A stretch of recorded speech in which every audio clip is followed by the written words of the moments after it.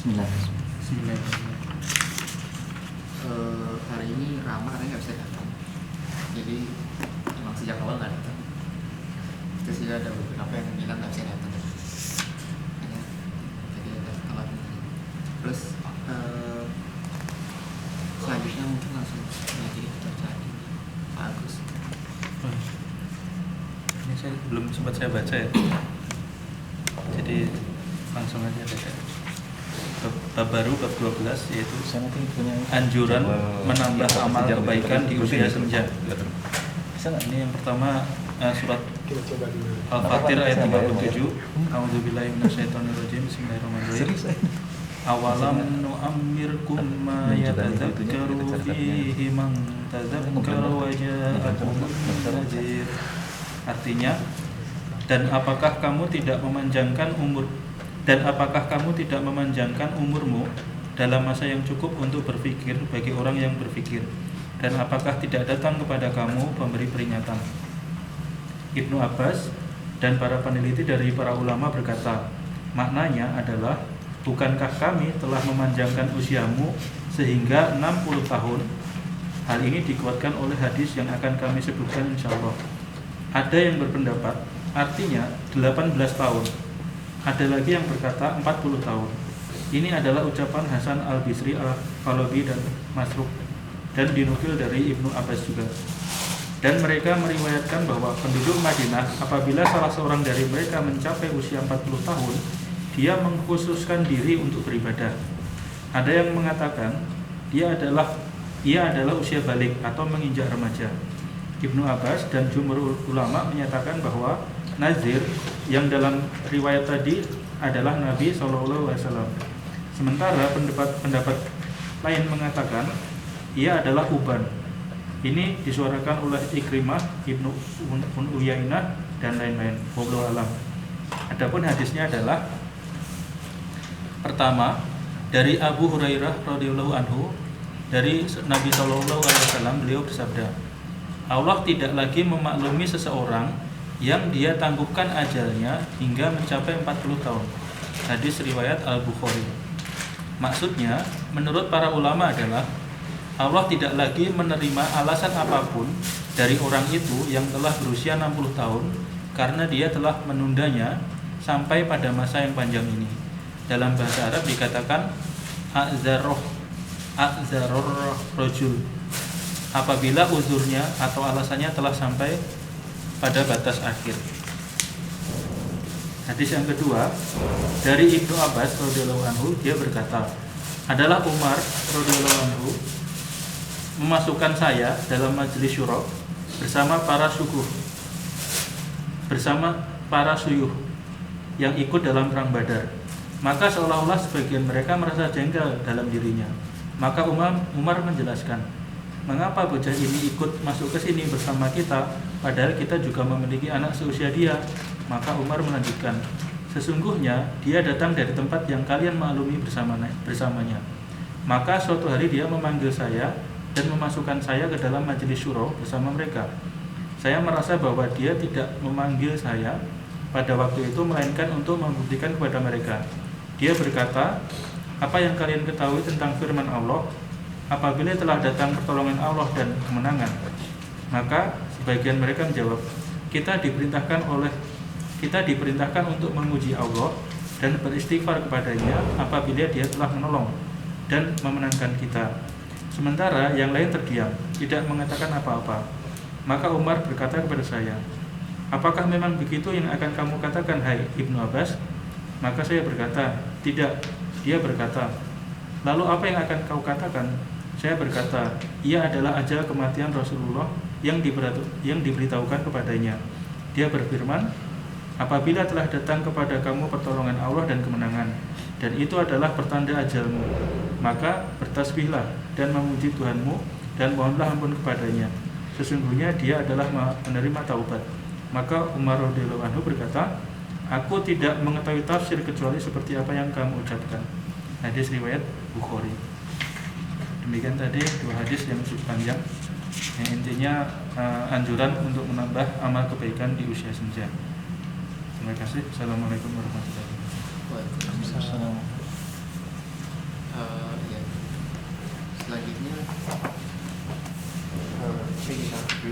belum ada yang mau disampaikan sih, jadi kita langsung aja ke materi, ke Bang Alan. Waktunya sampai 9:30, 1 jam. Kita akan jawab 15 menit kali ya. 9:10. Jauh, jauh. Oh, emang banyak tadi ya? Soalnya kalau 1 jam jadinya 1,5 jam. Bismillahirrahmanirrahim. Assalamualaikum warahmatullahi wabarakatuh. Waalaikumsalam. Alhamdulillah, wassalatu wassalamu ala rasulillah. Alhamdulillah, sahabat semua, sahabat Midori. Malam ini ya, saya ingin cerita tentang Sejarah. Jepang. Sejarah Jepang. tariknya dulu. Sejarah Jepang ya. Sejarah Jepang. Samurai. Tentang intermisi. Coba tes dulu, tes. Bisa dihapus kan? Coba. Oh, bisa. Awal. Sejarah Jepang ya. Kenapa kita di Midori bicara sejarah Jepang? Mungkin ada yang bertanya seperti itu ya. Karena kalau menurut saya sebenarnya nggak ada yang kontradiktif di situ. Di Midori kita membahas Islam, tetapi yang namanya sejarah ini juga, kalau dalam bahasa saya, sejarah itu lautan hikmah. Jadi hikmah yang bisa diambil oleh siapa saja, terutama Muslim ya sebenarnya. Kalau sekarang kan lagi rame-rame di SD lagi dihapus Bahasa Inggris. bahasa Inggris apa sih? Jaskes lah, Iya. apalah gitu ya. Saya masih indifferent ya. Ya terserah lah mau gimana aja gitu. Cuma kalau sejarah dihapus saya protes. Karena menurut saya sejarah itu penting ya. Oh, ini sejarah dibuat oleh yang menang. Sering dengar itu gak sih? Apapun itu, maksudnya sejarah itu ya Tidak objektif. asal ini sebenarnya ya. Ya tapi kayak misalnya kita sebagai orang Indonesia, masa kita nggak ngerti akar sejarahnya Indonesia? Masa kita nggak ngerti bagaimana kemerdekaan direbut gitu misalnya? Masa kita nggak ngerti cerita Sriwijaya, ceritanya Majapahit, ceritanya Samudra Pasai dan sebagainya? Itu rasanya kurang ya. Ibarat masakan gitu, masa nggak pakai garam? Ya sejarah ini menurut saya sepenting itu porsinya. Seperti apa ya? Saya dulu pernah dapat cerita seperti ini. Ini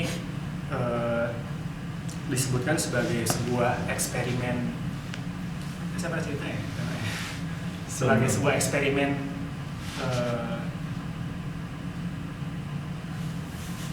eksperimen psikologi, eksperimen di bidang psikologi. Tapi ketika saya cek, saya runut, saya coba cari papernya, sebenarnya nggak ada. Jadi ini bisa jadi kayak cerita yang turun-temurun dan lebih ke kayak thought eksperimen ya. Jadi eksperimennya nggak benar-benar terjadi, tapi hanya sekedar kayak eksperimen pemikiran gitu. Nah, bayangkan seperti ini, bisa juga. Bayangkan gitu ya, ada sebuah kandang gitu, kandang terus ada monyet. Kita taruh monyet 1, monyet 2, monyet 3 gitu, 3 monyet ya. Lalu ini kandang ya, jadi monyetnya kan nggak bisa kabur. Nah, di atasnya digantungin pisang kayak gini. Di dalamnya digantungin pisang, terus dikasih tangga gitu. Kira-kira dikasih tangga. Nah, terus habis itu kan respon sang monyet jelas ya. Sang monyetnya pasti akan coba naik tangga. Terus habis itu menggapai pisangnya. Tapi ada orang controller gitu, ada orang di luar yang ngelihat pergerakan monyet itu sambil dia bawa selang air. Nah, setiap kali sang monyet naik tangga mau mencoba menggapai pisang itu, disemprot air. Ya, anggaplah monyetnya nggak seneng lah ya, dingin gitu kan. Akhirnya terus monyetnya turun. Terus monyet kedua mencoba lagi, disemprot lagi air gitu ya, turun. Monyet ketiga juga gitu. Sampai 3 orang monyet ini, mereka jadi memiliki mental mind bahwa nggak boleh ngambil pisang itu. Gitu. Sampai sini ngerti ya? Oke ya? Nah terus, ini kan ceritanya controlled eksperimen. Ada orang bereksperimen seperti itu. Nah terus orang itu melakukan hal yang menarik. Dia mengeluarkan seekor monyet, ganti dengan monyet baru. Monyet baru ya. Jadi monyet baru ini kan belum ngerti aturan itu tuh. Monyet baru dia langsung naik, mencoba menggapai pisang, dipukulin sama 2 monyet lainnya. Nggak boleh gitu. Ntar soalnya kita kesiram semua sama air, dingin kan nggak enak gitu. Monyetnya akhirnya, oke, nurut. Ya ini kan koha ini senpai gitu kan, dikasih tahu ini nggak benar, ini nggak boleh kayak gitu. Nah terus berikutnya monyet ini dikeluarkan, diganti monyet baru lagi. Hal yang sama terjadi. Ini dia mau naik, dipukulin dua lainnya gitu ya. Terus habis itu terakhir yang lebih menarik adalah puncaknya ketika ini diganti monyet baru lagi. Ya. Monyet baru coba naik, dua yang lainnya pukulin, nggak boleh, bukan aturan di sini gitu, nggak boleh. Gitu kan ya. Nah sampai di sini kan menarik ya. Tiga monyet ini sama sekali nggak menyaksikan kejadian di mana air itu pernah disemprot gitu. Tapi ternyata mereka punya mental mind yang sama seperti itu. Padahal ada pisang di situ ya, di sini gitu jelas bisa diambil, tapi mereka nggak berani karena merasa oh aturannya seperti itu. Nah ini salah satu, saya senang dengan ini ya, walaupun bukan eksperimen betulan, tapi kayaknya cukup masuk akal gitu. Dan kayaknya sangat sering terjadi di kasus kita misalnya di organisasi gitu kan. Ya dari dulu juga kayak gini, oh kita nggak ada acara kayak gini, ini udah tiap tahun diadain kayak gini, oh kenapa gini nggak gitu, ya nggak tahu deh kayak gini lah ya. Dan sebagainya. Nah disitulah mengapa menurut saya yang namanya mempelajari sejarah itu sangat penting. Mempelajari sejarah itu sangat penting karena kita bisa tahu dulu senior kita telah mencoba ini, senior kita telah mencoba memikirkan begini, alasannya begini dan sebagainya gitu ya. Nah kalau kita sebagai anak baru tidak mencoba menggali sejarah kita gitu, maka akan banyak sekali pelajaran yang bisa jadi kita terlewat jadinya. Nah sejarah yang saya maksud nggak cuma sejarah kita ya, sejarah Indonesia, sejarah Muslim, tapi sejarah orang lain juga. Nah yang menjadi lebih relevan adalah karena sekarang kita tinggal di Jepang nih, saya bahkan sampai mungkin 5 tahun, Pak Agus ya 5 tahunan gitu ya, dan yang lain juga ntar yang sampai PhD lama kan di sini. Sayang sekali kalau seandainya kita di sini lama tapi nggak mengenal sejarah Jepang gitu. Padahal sejarah Jepang ini salah satu yang banyak orang mengkajinya gitu. Yang sampai ntar kita balik ke Indonesia disuruh ceritain Jepang nggak terlalu banyak tahu gitu. Nah makanya mari kita coba pelajari bersama. Nah sedikit disclaimer kalau dari saya, ini juga saya tadinya tuh menargetkan menyampaikan ini pekan depan. Iya. Karena belum selesai baca bukunya. ada bukunya. Nyari PDF aja sih Pak di internet. Pengen cari yang kira-kira nggak terlalu panjang tapi mencakup semuanya lah gitu. Ada yang 200 halaman, menurut saya bagus. Jadi dari zaman pertama kali sampai sejarah modern Jepang gitu. Nah, ada yang masih ingat dulu terakhir saya ngisi Midori apa katanya? Dulu juga ini kok sejarah perang Perang apa namanya? perang ada namanya apa? Yang itu Persia itu. Oh perang ini, Yang perang, khas. apa perang tentara Islam? Iya, yang melewati jembatan itu. Oh itu namanya perang Itu baru perang Kadisiyah awal, namanya. Oh, Kadisiyah kan? Perang Kadisiyah. Tapi perang jembatan, the Battle of the Bridge itu cuma awal. Iya. Itu kan panjang itu perangnya. Perang Kadisiyah sendiri 4 hari gitu. Dan itu di situ kan kalah tuh Muslim. Nah, ya itu deh. Pengalamannya. Nah, sebenarnya saya ini sih pinginnya sedetail itu, cuma pengalaman kemarin kalau sedetail itu jadi terlalu panjang ya. Ya nggak apa-apa, nanti Dan kan beberapa bulan atau lagu terus Jadi ini satu bulan. Ada episodenya. Satu bulan. Nggak ada. TV aja berita. Tapi emang kebetulan saya juga masih kurang terlalu menguasai materi yang sekarang, jadi mungkin saya pendek-pendek aja, dan kalau ada dari rekan-rekan semua, sahabat penulis sekalian yang lebih paham, yang bagian itu kayaknya begini deh gitu, silakan aja, nggak masalah. Tapi gini Radon ya, saya maksudnya kayak saya baca sejarah Rasul aja ya, sejarah Rasul itu ada buku yang ini ya, buku yang apa namanya, pengarangnya itu kesia-siaan itu jadi agak beda gitu loh baca versinya. Haikal. Ya kayak gitu. Terus ada lagi saya punya satu Iya. buku lagi ya, tebal segini, tapi saya selesai bacanya terus. Kalau nggak salah ya. Heeh, Bukan. sejarah Rasul. ini ya. Tapi yang banyak yang Soalnya ini banyak yang kalau nggak salah apa ya, saling Iya. ini gitu loh, Bertentangan. bertentangan gitu loh. Akhirnya. Jadi akhirnya buku itu juga bisa mengarahkan. Iya, Ini. mengarahkan opini. Ini relatif lebih aman karena saya nggak ngebahas sejarah Muslim ya. Iya. Sejarah Jepang. Kalaupun ada versi-versi yang lain, ya udahlah ini kan toh sejarahnya orang lain. Nah kita mencoba menggali hikmah dari sejarah orang lain ini. Betul. Nah ini sejarah Jepang ya. Sebenarnya kalau dibahas bisa dari awal banget, tapi saya memilih memulai dari sekitar tahun 1300-an ya. 1.300. Iya, itu zamannya apa ya? Udah Singasari. Singasari ya? Singasari Di Indonesia 1200-an. itu, oh, jaya-jayanya 1500 Portugis masuk ya. Masih Singasari. Oke, saya memulai dari namanya Muromachi. Dadan udah pernah belajar sejarah mana? Sedikit. Betulin ya kalau salah ya. Kita mulai dari Muromachi Jidai era Muromachi ya. Ini 1333 sampai 1568. Di Jepang tuh ada apa sih? Nggak tahu ya? Nggak lebih awal dari ini. Nggak, tapi emang gini ya. Emang Awalnya itu, Jepang punya kemerdekaan enggak kan? Nggak, maksudnya ada kata-kata Nippon lah. oh itu nggak tahu ya. Nggak pernah di ini Pak, pernah Enggak diserang pernah dijajah, sama ini. enggak pernah dijajah. Nggak pernah diserang sama apa Mongol 2 kali. Jadi merdeka dari sononya. Di zaman ini kira-kira jadi nilai yang mendominasi di Jepang itu nilai Buddha ya. Nilai Buddha. Jadi Jepang itu banyak mengambil ide, inspirasi, konsep dan sebagainya dari Cina saat itu. Karena kebudayaan Cina itu jauh lebih berkembang, udah jauh lebih tua kelihatan dibanding Jepang. Nah Jepang lewat jalur perdagangannya, ini kalau misalnya ini Jepang ya, Jepang, Shikoku, Hokkaido gitu ya. Ada yang tahu nggak dulu kalau kita bicara perdagangan antara Jepang dengan Cina itu pusatnya di mana? Di Jepangnya itu di mana? Pintu masuk dan keluarnya itu. Di bawah ya? Okinawa kan? Bukan. Oke, yang ini. Kecil itu. Kok gede? Nagasaki. Hah? Nagasaki. Nagasaki. Soalnya di bawah. Bukan. Nggak ada Itu hubungannya sih. ada Cuma sampai sekarang kan di Ada yang bisa jawab nggak Nagasaki di mana? Nagasaki itu Di bawah. di pulau yang kecil itu. Yang mana Pak? Ini. Nggak di Ini. pulau yang besar tapi Ini. lihat ini Google Maps. Iya, Nagasaki itu di sini ya, di Kyushu Iya, di bagian. Kyushu. Sampai Fukuoka, terus ada Saga, Kyushu gitu. Salah, Fukuoka, Saga, Nagasaki.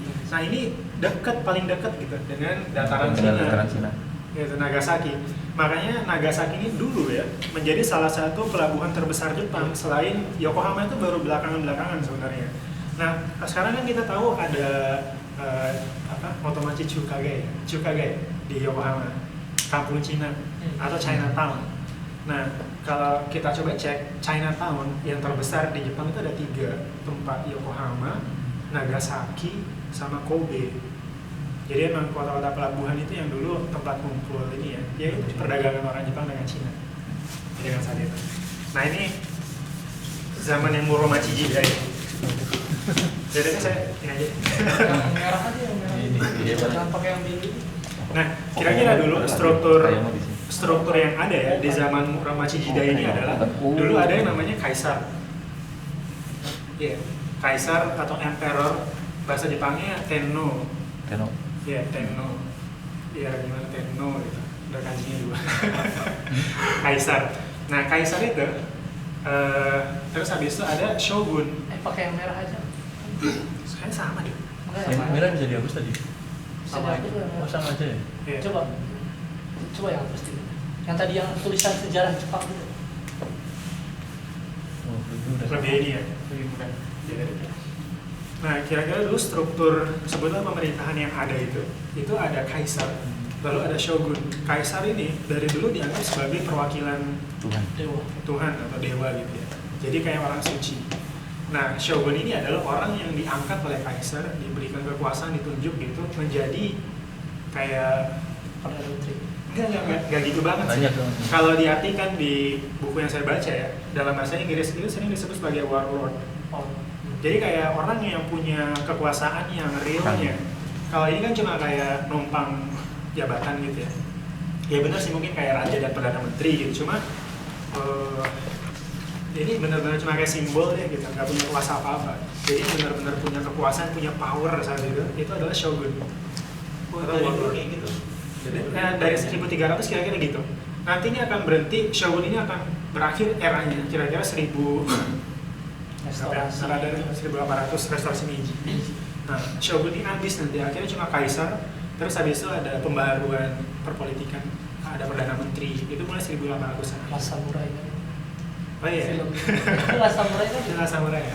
Shogun Last. Oh gitu ya. Iya, Last Samurai kan zamannya restorasi. Oke, never mind. Yaudah, kita lanjut ya. Nah di zaman Muromachi, di zaman Muromachi ini, saya timpa aja ya, timpa. Ya ditambah ya. Ngasih kelas nih capek. Kalau sejam kayak gini kan capek. Nah, Sungguh. Nah di zaman Muromachi ini, pas masuk zaman Muromachi, shogun yang ada saat itu nggak kuat. Padahal shogun saat itu fungsinya menyatukan berbagai macam daimyo ya. Daimyo. Nah ini ada istilah baru lagi daimyo. Kalau tadi ibarat Jepang gitu, ini ibarat Jepang, itu ada daimyo. Misalnya daimyo Kyushu, daimyo, ya sebut lagi provinsi. Jadi ini kayak gubernur lokal gitu, jadi penguasa lokalnya. Nah shogun itu dulu dengan kekuatannya, dengan kekuasaannya, kekayaannya dan sebagainya, itu mencoba membuat daimyo itu semua tunduk ke dia, patuh ke dia. Jadi misalnya menarik tax gitu ya ke daimyo, tapi sebagai gantinya ini saya kasih perlindungan biar aman, nggak ada serangan gitu dan sebagainya. Nah ini kebetulan di awal Muromachi Jidai, shogun yang muncul itu nggak kuat. Konsekuensinya adalah akhirnya kekuatan itu malah ke para daimyo. Jadi daimyo makin memperkuat diri mereka sendiri. Pada akhirnya provinsi-provinsi ini mereka jadi kayak ini ya, instead of bersatu. Otonomi. Iya kayak otonomi lah. Kebayang ya kayak otonomi gitu. Jadi mereka menimbun ini uangnya sendiri. Terus para daimyo jadi lebih kuat dan sebagainya. Nah kelanjutannya adalah kalau masing-masing daimyo makin kuat, jadi ada keinginan kan untuk ngerebut misalnya kekuasaan tetangganya dan sebagainya. Sehingga mulai era 1500-an itu masuk ke namanya Sengoku Jidai. Sengoku Jidai. Sengoku itu kanjinya Seng sama Goku ya. Yang kayak gini. Nah, ini kan negara nih. Kuning. Ya. Nah kalau ini kanji, pokoknya kanji perang gitu.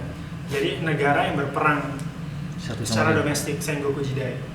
Ini berlangsung dari 1500 sampai kira-kira 1700-an. Karena daimyo masing-masing punya kekuatan sendiri dan mereka punya ambisi masing-masing, itu saling berantem gini apa gitu ya.